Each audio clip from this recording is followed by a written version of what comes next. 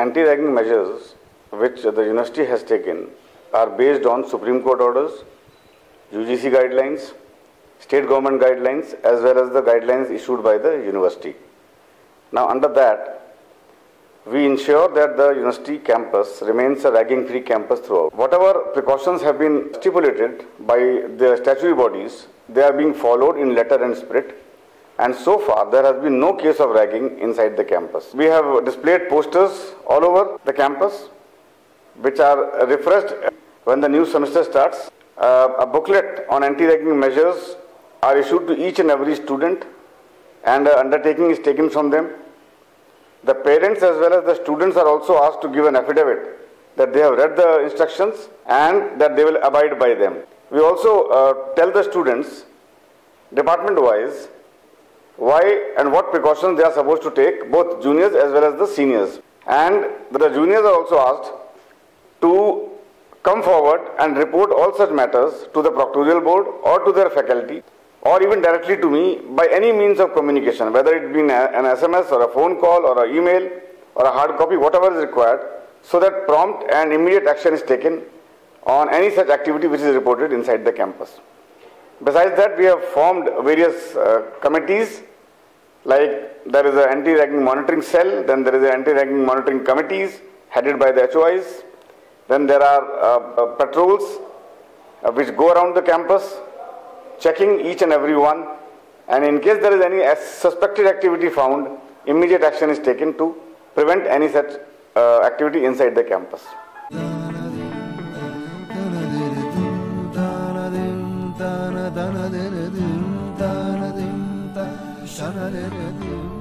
सारे freshers hostels को at the time of admission anti ragging banning act है उसकी बुकलेट दी जाती है, जिसमें सारे proctorial boards, chief proctor and hostel wardens and concern higher authorities के मोबाइल नंबर्स होते हैं. They can report to directly at any time if any problem with them. Secondary, hostel wardens भी हर हॉस्टल ब्लॉक में रहते हैं, जो कि सीधे हॉस्टल वार्डन्स हॉस्टलर्स को लुक आफ्टर करते हैं. उनका मोबाइल नंबर भी डिस्प्ले रहता है नोटिस बोर्ड्स पे, और एंटी रैगिंग सेल के सारे ऑफिसर्स के नंबर भी डिस्प्ले रहते हैं हर हॉस्टल्स में नोटिस बोर्ड्स पर. वॉलपेपर भी लगे रहते हैं, और एंटी रैगिंग मेजर्स के लिए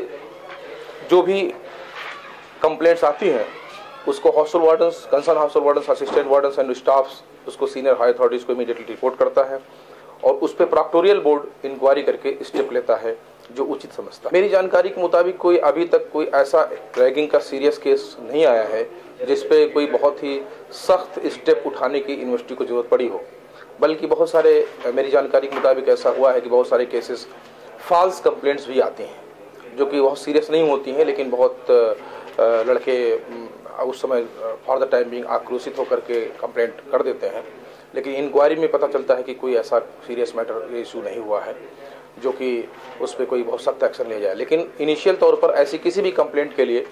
इमीडिएटली उस लड़के को सस्पेंड कर दिया जाता है, और जब तक इंक्वायरी की रिपोर्ट नहीं आती है तब तक उसका सस्पेंशन रिवोक नहीं होता है. एंटी रैगिंग मेजर्स में जितने स्टेप्स उठाने चाहिए as per supreme court orders 2010, उसके मुताबिक जो स्टेप यूनिवर्सिटी ग्रांट कमीशन की गाइडलाइंस हैं, स्टेट गवर्नमेंट्स की गाइडलाइंस हैं, सुप्रीम कोर्ट के ऑर्डर के मुताबिक, तो वो सारे स्टेप यहाँ पर उठाए जाते हैं. पूरी एंटी रैगिंग मॉनिटरिंग सेल है और प्रॉक्टोरियल बोर्ड है. प्रॉक्टोरियल बोर्ड को एंटी रैगिंग मॉनिटरिंग ईयर के किसी भी स्टूडेंट्स को एमईटी में एडमिशन लेने के साथ ही उसको पहले तो हिदायत दी जाती है कि वो एमईटी यूनिवर्सिटी के जो रूल्स रेगुलेशंस हैं उनसे वाकिफ़ हो जाए. दूसरा, जो भी कंसर्न पर्सन्स हैं एंटी रैगिंग सेल के और हॉस्टल वार्डन्स के और एंटी रैगिंग स्क्वाड्स के, प्रॉक्टोरियल बोर्ड्स के, उनके नंबर्स अपने मोबाइल में सेव करके रखें, और अपने जो किसी भी तरीके के किसी भी सीनियर से किसी भी टाइम अगर उनको ज़रूरत महसूस होती है कि कोई प्रॉब्लम है तो वो उसी टाइम किसी भी टाइम शिकायत कर सकते हैं. मेरा भी मोबाइल नंबर डिस्प्ले रहता है नोटिस बोर्ड पर हर सारे हॉस्टल्स में. इवन एंटी रैगिंग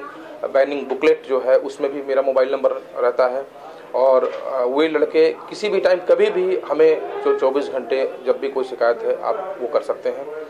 और उसको जितना भी इनिशिएटिव एक्शन मेरे पार्ट पर होता है लिया जाता है, और उसको इमीडिएटली हायर सीनियर अथॉरिटीज़ को इन्फॉर्म किया जाता है अकॉर्डिंगली. फर्स्ट ईयर के जितने बच्चे हैं उनको एडवाइस किया जाता है कि वो जो सीनियर्स हैं उनसे उचित दूरी बना के रखें जितनी ज़रूरत है। और चूँकि हॉस्टलर्स की बिल्डिंग्स फ्रेशर्स एंड सीनियर्स की अलग अलग हैं सारे, गर्ल्स एंड बॉयज़ बोथ, और वो प्रिकॉशंस भी लिए जाते हैं कि शाम को पेट्रोलिंग की जाती है, एंटी रैगिंग स्क्वाड पेट्रोलिंग करता है कि ड्यूरिंग आफ्टर क्लासेस जो है कोई ऐसे मूवमेंट्स जो हो रहे हैं, इनमें मूवमेंट्स में कोई ऐसी ग्रुप में किसी भी तरीके की रैगिंग का कोई केसेस ना हो। और उन बच्चों से स्पेशली अट्रैक्शन किया जाता है फर्स्ट ईयर के बच्चों से कि वो जल्दी से जल्दी अपने कंसर्न्स जो अथॉरिटीज़ हैं उनको जान लें, पहचान लें, वक्त पर उनकी मदद ले सकें। ये भी इसका एक मकसद होता है। और दूसरा, हेल्दी इंटरेक्शन के लिए ये भी कोशिश की जाती है कि जो सीनियर स्टूडेंट्स हैं उनसे एक हेल्दी इंटरेक्शन हो, जिससे कि उनको बेहतर समझने का, जानने का मौका मिल सके। लेकिन ये भी विशेष ध्यान दिया जाता है कि किसी भी तरीके की कोई सीनियर्स की तरफ से ऐसी हरकत ना हो जिससे कि किसी भी तरीके से फ्रेशर्स बच्चों को कोई प्रॉब्लम हो। और ये तो बताया गया था कि कोई प्रॉब्लम अगर है तो इमीडिएटली वो इन्फॉर्म कर सकते हैं और उस पर एक्शन लिया जाएगा।